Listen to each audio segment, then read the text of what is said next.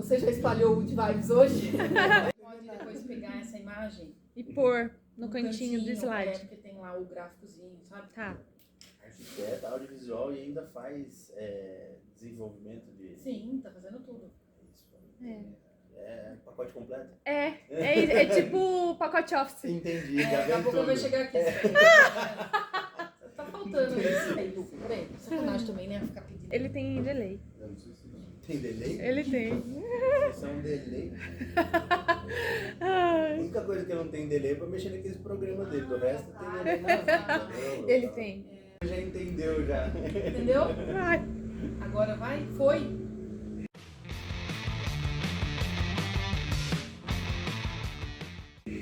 Olá pessoal, bom dia, tudo bem? Hoje nós estamos aqui para gravar o nosso terceiro podcast e o nosso tema de hoje é construção em madeira e sustentabilidade. Para o nosso bate-papo de hoje, eu convidei o engenheiro florestal Cauê Ferreira, da Fergon Engenharia, que é nosso super parceiro aqui do escritório. Eu acho que esse é um dos temas mais esperados, né? Uma vez que nós somos bastante conhecidos aí por conta da arquitetura sustentável que a gente desenvolve. Nós conversamos bastante aqui antes de começar a gravar. Eu não consegui organizar por tópicos porque eu queria... vai ser bem abrangente, né? É um tema muito vasto, muito extenso para a gente falar.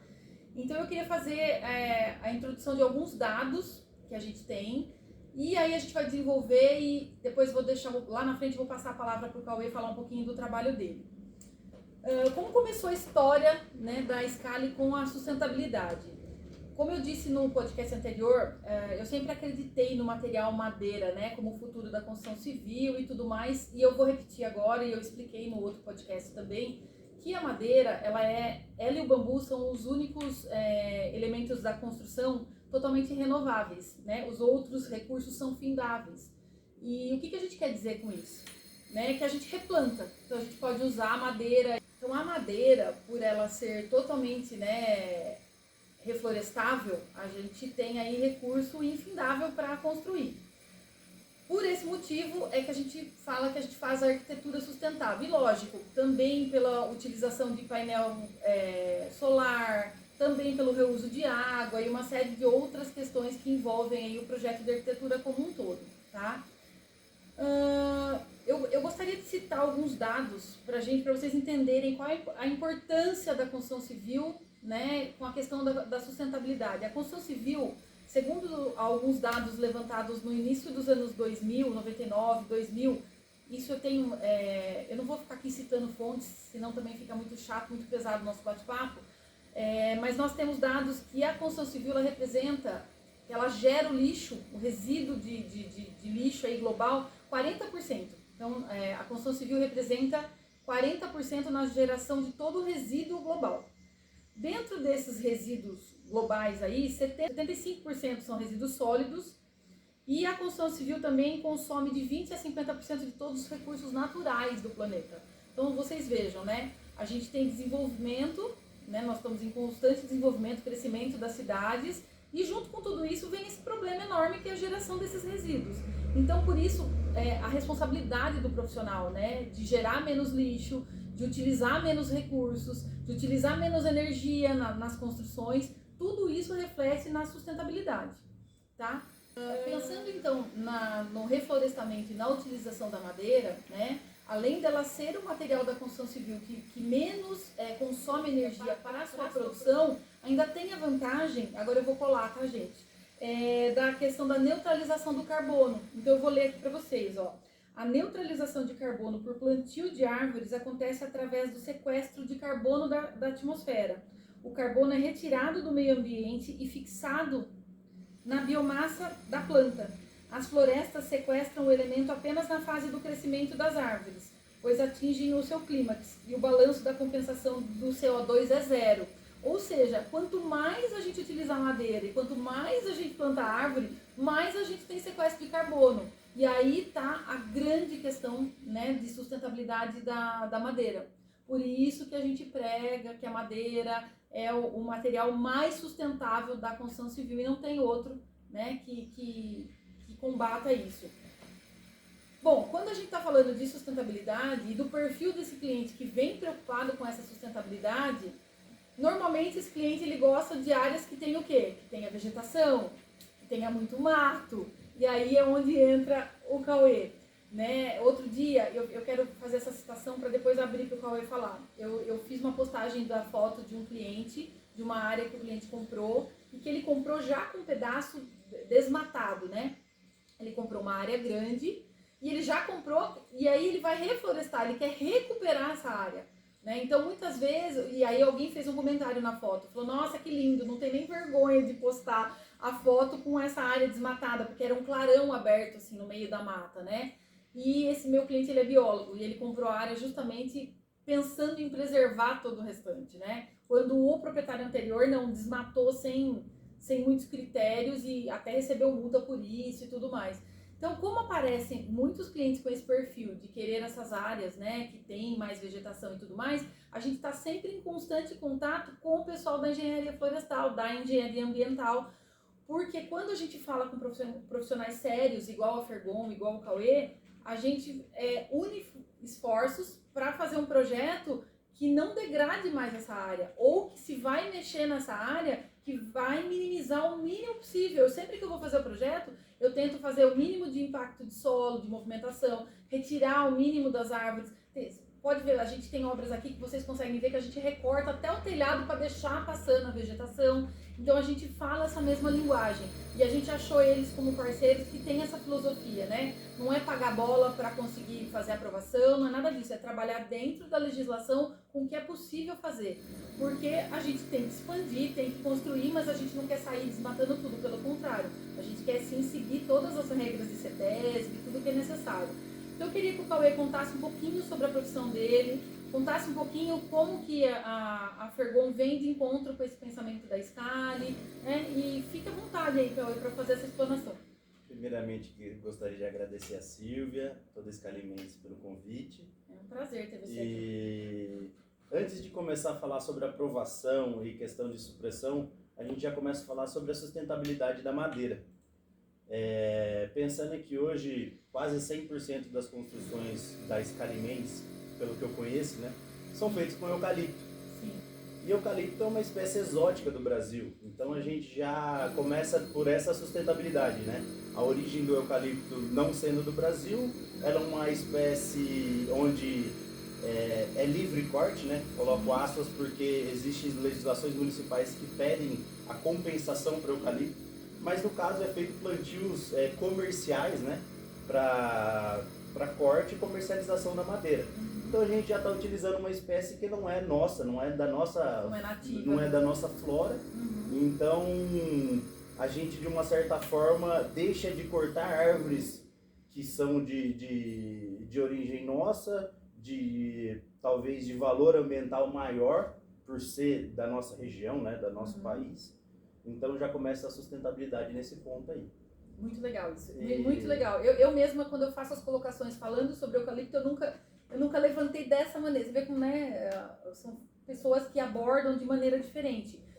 Eu sempre falei que o eucalipto ele é próprio para o reflorestamento, ele é uma madeira plantada para isso, que a origem é da Austrália, eu falei isso no podcast anterior, mas muito legal essa sua visão, né? Se a gente está utilizando uma espécie que é exótica e que foi plantada, ela não é nativa, portanto nós não estamos tirando madeira de lei, madeira nobre. E o eucalipto é utilizado por isso mesmo, ele cresce tão rápido, né? Ele tem um crescimento até virar na fase adulta, e por isso que ele é utilizado comercialmente. Você tem eucaliptos hoje sendo comercializado com 5, 6 anos de idade, e que a gente não conseguiria uma madeira nativa um volume tão grande. A gente até tem árvores nativas que podem acompanhar esse crescimento, não chegar ao eucalipto, eu acredito, mas acredito que as propriedades do eucalipto foram tão bem estudadas que são utilizadas comercialmente. Legal, muito legal essa sua colocação, né? Lógico, ele tá com o olhar do engenheiro florestal, diferente de mim, que sou arquiteta, né? Exato. Então, o que acontece? Nosso trabalho acaba sendo meio que em conjunto com o Cauê quando a gente vai falar dessas áreas onde exige uma compensação ou uma possível retirada de parte, né? Conta um pouquinho pra gente como que começa esse seu trabalho aí, Cauê. O trabalho nosso na questão florestal, né? Hoje o proprietário adquire o imóvel e quase sempre aqui nas características da Scalimentos, a gente recebe muitos proprietários com 100% de vegetação no lote ou uma grande porcentagem de vegetação no lote. E aí a gente tem os processos de supressão, para que dentro da legislação a gente tem porcentagens de supressão que pode se utilizar. Quase sempre a gente tenta inserir essa área útil, né, que seria a área construtiva, de uma forma que seja harmoniosa com a vegetação restante, a vegetação que vai ser preservada no terreno, né? Então, esse é o nosso trabalho em conjunto, né? A gente, de uma certa forma, senta antes de concepção de projeto, vê metragem de utilização, a gente vê a melhor forma onde o cliente tenha esse uso sustentável da área, não só a construção sustentável, mas que ele tenha uma parte de utilização para uso de moradia, mas que ele também possa conviver com essa questão de vegetação, que eu acho que, ao meu ver como um técnico, é a melhor forma, porque a pessoa que já quer construir no meio de uma vegetação, ela tende a preservar cada vez mais essa mata remanescente. Exato. Então, a gente, nas aprovações, a gente tem limitação por legislação. Hoje a gente tem aprovação municipal e estadual, então são diferentes formas, isso vai muito do tipo de terreno, do tipo de vegetação, do estágio de regeneração da mata. Se for árvores isoladas, só algumas árvores pontuais no terreno, quase sempre, dependendo do convênio com a CETESB, a gente consegue por prefeitura, mas quando é vegetação e intervenção em APP seria áreas perto de curso d'água, nascentes, muito difícil a gente conseguir utilização para urbanização, mas para um lançamento de drenagem, alguma coisa assim a gente consegue. Então essa legislação faz com que a gente entre em estadual, né? A supressão, tanto a intervenção em PP, a gente tem essa questão pelo estado, o órgão ambiental estadual, que vai muito de cada estado, né? Então a gente vai falar aqui um pouco mais da CETESB, onde a gente está hoje em São Paulo, mas praticamente a legislação como um todo dos estados segue uma base onde as porcentagens de ocupação em questão à supressão, as poucas utilizações dentro de área de intervenção em APP. Então a gente sempre estuda isso. Do seu ponto de vista como profissional, você acredita que a legislação hoje ela funciona bem? Ela atende? Ela precisaria ser revista, por exemplo? Eu acredito que a gente tem a questão ambiental é uma coisa que se renova, de estar em constante movimentação, constante mudança, né? Eu acho que deveria sim atender um pouco a legislação em si, deveria atender um pouco a caso. Só para você ter ideia, a gente tem o Código Florestal, que atende tanto a São Paulo quanto ao Amazonas. Então a gente tem diferentes formas de agir. Eu acho que deveria sim se pensar numa questão caso a caso, né? Estado a estado, questão a bioma, mas a legislação de um certo ponto ela limita bem. Cada vez está ficando mais restritivo. O que nós temos hoje de lei protege o que é necessário. A gente tem que entender, protege e cada vez vai ficar mais restritivo. A legislação tende a cada vez preservar mais. Isso depende muito de política, né? Eu acho que uma coisa que a gente nem entra. Vamos pensar na questão ambiental. Vai dar outro podcast só para isso. Mas a questão de como vai se encaminhar conforme a política quer, mas tirando política, eu acho que a legislação hoje atende, mas deveria ser revista para melhorar formas especiais, né? De uma condição especial que a gente tem. Tanto diferenciando entre área urbana, área rural.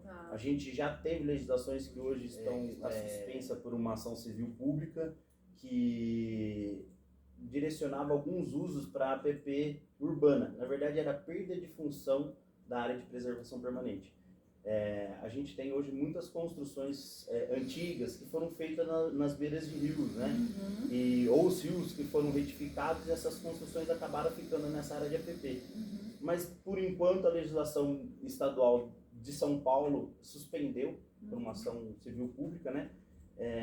E a gente tem poucas formas de utilização dentro de área urbana. Então, essas legislações eu acho que deveriam ser revistas e, de uma certa forma, dar abertura para que a gente regularize uma coisa que foi construída lá atrás. Sim. Ou dar alguma forma de se compensar essa intervenção. A Uhum. pessoa utiliza dali e planta Porque fora. também não faz sentido sair demolindo tudo que já está pronto, Exato, né? e aí a gente também gera outro problema, que é o resíduo de demolir, né? Foi exatamente Volta isso que eu ao pensei. assunto inicial, né? Você está querendo proteger, mas de novo você está gerando um outro problema. Então, assim, eu acho que essa análise de caso a caso, e é muito, gente, é muito extenso esse assunto e profundo também, se a gente vai falando, né, questões de legislação e tudo mais. A verdade é que o intuito de convidar o Cauê para vir aqui hoje, além de falar de sustentabilidade, da madeira um pouquinho, que a gente vai colocando aí, era também contar um pouco como que nasceu essa nossa parceria. Porque o que acontecia lá atrás, quando a gente ainda não fazia trabalhos junto com eles, né? O cliente me ligava, ele queria construir, como muitos ainda entram em contato hoje, e falam assim, olha, eu tenho uma área, né? Comprei uma área assim, assim, assim, tem que fazer, vocês retiram a árvore, vocês fazem ambiental, e aí eu falava, não, né, eu faço projeto arquitetônico e depois que você desmatar lá, só que aí a CETESB muitas vezes exigia que já existisse o projeto arquitetônico para poder fazer esse desmatamento, para o cliente querer começar. E eu não tenho um engenheiro florestal aqui dentro da Escalimentos, da arquitetura em si, porque já são tantas questões que envolvem só a parte de aprovação e a parte nossa de projeto.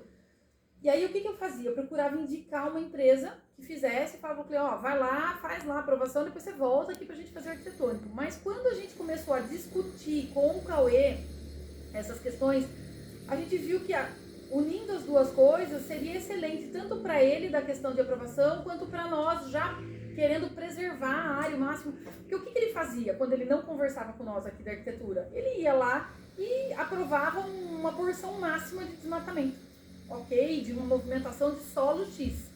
E aí depois, se eu fosse fazer mais ou menos, eu que me virasse aqui no escritório com o que já estava aprovado lá. E aí agora a gente vem fazendo esse trabalho casado, né? De ir juntos ver a área, de ver o que a legislação permite, porque daí ele me dá esse suporte, né? Eu posso tirar proveito melhor ainda da área, querendo preservar, não é isso? Sim. E tem dado certo, né? Nós já estamos aí com o quê? Umas 3 parcerias que nós fizemos em conjunto, né? E que o projeto ainda não está pronto, mas ele já está me dando suporte, o cliente vem desenvolvendo no paralelo com a gente, e aí é caso a caso mesmo, né? Dependendo da região, da cidade onde vai ser feito. Tem uns em que eu preciso fazer o projeto arquitetônico completo, outros não, eu vou fazer só um estudo mesmo de viabilidade de porcentagem de inserção daquela construção, não é isso? Na verdade, antigamente a gente sempre pensava em um lote comercial. Então a gente faz um platô só, utiliza o máximo de área possível e de uma certa forma você não atende o que os nossos clientes querem hoje, né? Nossos clientes vêm aqui hoje procurando a gente para fazer uma casa de uma certa forma, utilizando a menor metragem possível para que ele fique inserido dentro da vegetação. E esse relacionamento nosso profissional fez com que a gente adequasse qual é a supressão, o como vai fazer, qual a questão, o que vai se utilizar, o que vai se preservar, não utilizando metragens máximas, quase nunca, na verdade. A gente tenta o mínimo possível, Sim. é o que eles querem. Sim, E... é lógico que tem uns malucos, vamos dizer assim, que querem fazer a tábula rasa, compram para... Não é com esse perfil de cliente que a gente aí trabalha. entra o meu papel de cortar e falar, não dá, tem uma porcentagem, tem uma forma de se fazer, porque senão a gente acaba arquitetonicamente aprova, mas ambientalmente não aprova. Então isso não é o que a gente quer de verdade, né? Exato. Então eu acho que isso que casou tanto o nosso trabalho, né, de trabalharmos juntos e tudo mais. A Nayara tá nos bastidores hoje, eu não sei se faltou falar alguma coisa, mas de alguma questão específica. Bom, acho que, não, já veio aqui, né? Eu acho que a questão é assim, ó, quando a gente fala em sustentabilidade, construção sustentável, arquitetura sustentável, aprovações legais, né? O que a gente está basicamente resumindo aí, né? Então a gente aqui no escritório pensa, primeira questão, no menor impacto do solo possível, menor movimentação de solo, menor retirada de vegetação possível. Aí vem a arquitetura em si. Na arquitetura a gente vai utilizar o material madeira, que é a grande sacada das nossas construções, que é um material que a gente acredita, que replantado e sendo utilizado vai consumir menos energia, e é um material reflorestado, tudo mais. Outras questões, utilização da energia fotovoltaica, utilização de aquecimento solar, né, reutilização de águas, né, pluviais aí, que a gente pode fazer ou não o tratamento, mas dá para reutilizar. Questão de fossa séptica, também temos aí os biodigestores que estão sendo bastante utilizados nos nossos projetos hoje em dia. Faltou alguma coisa, gente? Não, eu acho que só como a gente não tem um assunto específico disso, talvez só para você entrar na diferenciação da estrutura de madeira com a pré-fabricada, que as pessoas, às vezes, isso impacta em aprovações de condomínio, né? Não tá tão ligada ao tema, vamos dizer assim. Isso. Mas as pessoas perguntam bastante, né? Esse tipo de casa aprova em qualquer condomínio, pode fazer... Gente, é uma construção que mescla sistemas construtivos. Então, nós estamos falando de uma construção híbrida, que vai unir madeira com alvenaria convencional, madeira e aço, né? É lógico que a gente puxa, né, sempre para mais a madeira, que é o nosso material que a gente acredita, que a gente trabalha, mas não tem problema fazer utilização com outros também. Mas assim, não tem nada a ver com casa de madeira pré-fabricada, porque a gente sabe que várias legislações de condomínios proíbem, né? Na verdade, para tentar manter um padrão de construção. Porque eu acho que numa época, lá década de 70, 80, comprava-se muito aqueles kits de casa pré-fabricada. E aí os condomínios, quando foram lançando, foram bloqueando esse tipo de construção. A estrutura com madeira, que é essa que a gente vê aqui, que nós vamos fazer um tour aí pelas construções, e que vocês veem as nossas postagens, não tem nada a ver com o kit. Então não existe legislação que fale que esse tipo de construção que nós fazemos não possa ser executado, tá? Alguma questão pertinente ao seu trabalho? Acho que não, né, Cauê? Não, tem mais um item que é a questão de sustentabilidade. A própria legislação fala que cada vez que a gente suprime áreas, né, árvores, a gente tem uma compensação. Então, indiretamente, a gente, abrindo essas áreas para construção, a gente está reflorestando outras áreas. Então, a gente também tem essa compensação. Você falou de aprovação dentro de condomínio. De vez em quando, o próprio condomínio cede áreas que não estão reflorestadas para fazer o plantio dessas árvores. Ele libera o lote do cliente, mas lá dentro da área verde dele mesmo já vai fazer essa Exatamente. Quando foi aprovado um condomínio, aquele lote é para se edificar. Mas por ter mata, ele tem uma limitação. Então, você utiliza da área construtiva, mas tem uma compensação dessa vegetação. Então, indiretamente, de novo, a gente está ajudando mais uma vez a questão da sustentabilidade, reflorestamento, crédito de carbono, né, ou carbono em si, porque não é uma equalização da obra com o plantio, na verdade é uma equalização entre o carbono gerado por aquela mata e você com um plantio vai tentar gerar carbono. No nosso caso, a gente indiretamente está fazendo, não calculado, mas usando a madeira na construção que a gente vai fazer, a gente também tem essa compensação de carbono, né? Então... eu lembrei de uma coisa aqui para te perguntar sobre quando a gente faz compensação e a gente está falando de reflorestamento de frutíferas, por exemplo, onde entra a questão? Porque eu tenho clientes que vêm e falam assim, eu quero plantar, olha, o meu terreno não tem, acontece isso também, um cliente que compra a área, que não tem árvore, que não tem lá a nossa parceria com o Cauê em momento nenhum, mas o cara fala assim, eu quero encher de árvore, aí eu quero pôr muita frutífera porque eu quero que venha bichinho, eu quero que venha pássaros e tudo mais. Vamos lá, eu vou falar primeiro em questão a legislação florestal. Tá. Questão de supressão, toda vez que você vai fazer a compensação ambiental, obrigatoriamente você tem que utilizar mudas nativas. Okay. Volta naquele primeiro assunto de nativa e exóticas, que são de origem do Brasil. Tá. Existem frutíferas nativas, tá? Acerola, jabuticaba, mas a maioria das frutíferas são de origem exótica. Então, no plantio compensatório, a gente não poderia utilizar mudas exóticas frutíferas. Tá. Outra, vamos voltar na questão da legislação, eu acho que deveria se abrir, porque isso é um atrativo de fauna. Sim. E a partir do ponto que você atrai fauna, fezes de pássaros, contém outras sementes, não só daquela fruta. Mas não tem, hoje a gente não pode. Pensando no olhar do profissional, né? E me fala sobre quando tem compensação para retirar de eucalipto também. Aí, planta nativa ou planta exótica? Na verdade, assim, o eucalipto hoje, pelo Estado, pela CETESB, ele é livre corte, tá? Por ser uma árvore exótica, não existe autorização para se cortar isso. Vamos falar no caso do município de Itatiba, que é onde a gente está inserido aqui, as árvores exóticas devem ser compensadas. Só que você corta uma árvore nativa, uma árvore exótica e compensa uma nativa. Você não planta eucalipto Sempre, ou qualquer né? Isso é regra. Sempre, isso é regra. Compensação florestal, árvore nativa, de origem nativa. De ocorrência da região, eles indicam que seja de ocorrência da região. Faz sentido isso, né? Sim, você está reflorestando com as espécies que é da nossa região, nosso clima, questão de chuva. Então a gente tem essa. Mas em questão ao paisagismo, acho super legal, bacana utilizar árvores frutíferas exóticas.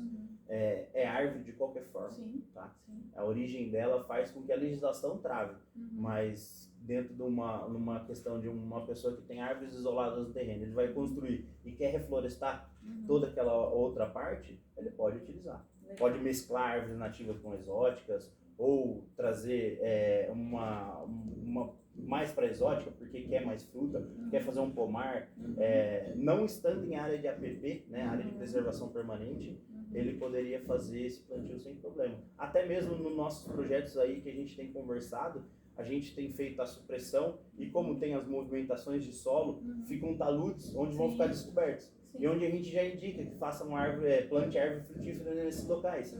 Então, a parte do fundo, que vai ser o remanescente dessa floresta que vai ser cortada, a gente pode preservar, a gente pode enriquecer. O que é enriquecer? Plantar novas mudas nativas dentro da mata para que ela feche mais, né, que o estágio de regeneração dela modifique. E a gente deixa uma parte do lote onde já é uma área útil para construção, para que se introduza essas espécies exóticas mesmo. Sim. Que é bem legal. A gente o atrativo de fauna, de novo, traz um pássaro para comer uma fruta exótica, mas do mesmo jeito que ele vai parar numa árvore nativa que tem um fruto e vai consumir também. Sim. Nossa, gente, isso dá assim assunto para nossos podcasts, eles não são muito longos, né? Isso foi também uma estratégia que a gente adotou para não ficar cansativo. Eu queria que, se vocês curtiram o assunto de hoje, que vocês comentem, peçam outras dicas. Eu tenho só uma pergunta para fazer antes de você encerrar, que eu acho que para quem tá assistindo é legal. Cauê, para quem não tem terreno, tem interesse de comprar para construir, como fazer uma boa escolha de terreno? Porque a gente já chegou em alguns casos da pessoa comprar o terreno e ela não poder construir porque não tinha questão de supressão. Como que ele faz para escolher esse terreno? A gente sempre fala que as legislações sobrepõem. Então, em um terreno pode ter várias legislações atuantes que faz a limitação de uso. Ou até mesmo pode ter um curso d'água. A próprio relevo do terreno também pode ser um impeditivo de construção. A gente sempre indica que se procure alguém da área para que, quando for a questão de mata, né? Quando você está num lote aberto, que não tem essa questão de supressão, bem provável que você não tenha nenhum impeditivo para construção. Ou uma vez já foi mata e foi suprimido. Mas quando um imóvel, né, que você pensa em adquirir, que seja mata ou que esteja perto de rios, para saber se não existe nascentes que vão impedir que você construa dentro daquele terreno, para saber se a porcentagem daquela mata vai atender o que ele quer construir. Então a gente tem trabalhos prévios, quase sempre a gente gosta de orientar essas pessoas. Esse é um serviço de assessoria anterior à compra. Exato. Então. E a gente faz um laudo em questão a isso. De a gente ver as legislações atuantes, ou a pessoa dá um indicativo do que ele quer construir, como quer construir. Então a gente faz um laudo prévio aí, sensacional. Para orientar o proprietário, né, o futuro proprietário desse imóvel, para que ele também não caia em ciladas. Até mesmo porque a maioria dessas áreas que são com vegetações, de vez em quando não são regularizadas, não tem matrícula, e a gente não consegue fazer nenhum tipo de aprovação ambiental se não tiver o documento oficial da matrícula. Então é super importante, antes da pessoa adquirir essa propriedade também, fazer essa... Nossa, super importante, né? Ia passar mesmo. E é legal porque hoje a gente vê muito contrato de gaveta, que eles chamam, né? A pessoa vende aquela área, mas não é um imóvel, ou ele faz parte de um imóvel grande, e quando a gente for regularizar é tudo em questão a matrícula. Então, se ele comprou 2.000 metros, mas a fazenda tem 30 hectares, eu tenho que fazer em questão a fazenda. a propriedade, o sítio, qualquer... É bem complexo, gente. É bem complexo. E até mesmo por isso que a gente vem fazendo essa parceria, para que a gente oriente o cliente desde da estaca zero Pra ele ter uma até a hora segurança. que ele vai fazer o churrasco. Muito legal isso que você falou. Gente, vai ter que ser mais longo esse. Lembrei de um caso de anos atrás, que a pessoa comprou um lote dentro de um condomínio, feliz da vida, veio para construir o sonho da casa de veraneio. Tinha 3 nascentes dentro do terreno. Não dava para construir nem 20 metros quadrados de nada. A pessoa teve que entrar com uma ação contra o proprietário, contra até a como chama, imobiliária que vendeu na época, porque eles tinham conhecimento de que não podia ser feito nada. Então, assim, fiquem muito atentos, né? A gente está aqui para orientar, para tudo que vocês precisarem, procurem empresas parceiras, idôneas, né? E aí, vou falar de novo, assim, antes da gente encerrar, né? Deixem as perguntas, porque aí, de repente, a gente pode fazer outros, né, Cauê? Esse é só o primeiro. Como eu falei lá atrás, em dezembro, quando a gente lançou com os temas, a gente vai muito no que vocês vão solicitar, no que vocês estão querendo ouvir, né? E acho que a gente está só começando esses bate-papos e a gente está aqui para atender vocês, né? Eu queria agradecer demais a presença do Cauê, né? Não vou estender mais, senão vai ficar muito longo, mas a gente pode fazer outros. Assim, super bacana ter você aqui. A gente adora trabalhar em parceria com vocês. Estou muito feliz com essa parceria, né, com esse gás que você veio para dar nas construções, porque a gente já tentava atender os clientes de forma bem, orientar o máximo possível, mas com essa assessoria de vocês, o trabalho está completo, assim, e eu sei que é recíproco, né? Então, agradecer muito a sua vinda aqui hoje, esperar que a gente vai fazer próximos podcasts. E é isso, gente, né? Cauê, quer completar, falar mais alguma coisa? Não, eu só quero agradecer novamente todo mundo do escritório, Silvia. É muito bom para mim também trabalhar dessa forma. Acredite se quiser, hoje isso está sendo a evolução das aprovações, porque eu conseguindo estar em todas as etapas de uma construção faz com que ela saia mais redonda possível. Aprova-se muito mais fácil, se constrói muito mais fácil. E o cliente, de uma certa forma, fica resguardado, respaldado pelas duas áreas, civil e ambiental. E esse é o nosso foco, gente, atender vocês, né? O cliente tem que ser o maior beneficiado. Sim, com certeza. De novo, né? A gente fala, a gente precisa ganhar dinheiro, todo mundo gosta de ganhar dinheiro, a gente trabalha para ganhar dinheiro, mas o foco principal é, em primeiro lugar, atender com excelência 100% esse cliente que vem nos procurar. Por isso que nos damos bem. É isso aí, a gente trabalha com a mesma filosofia. Exatamente. Obrigada, amor. Então compartilhem, deixa lá o likezinho e deixa as perguntas e vambora espalhar o Good Vibes.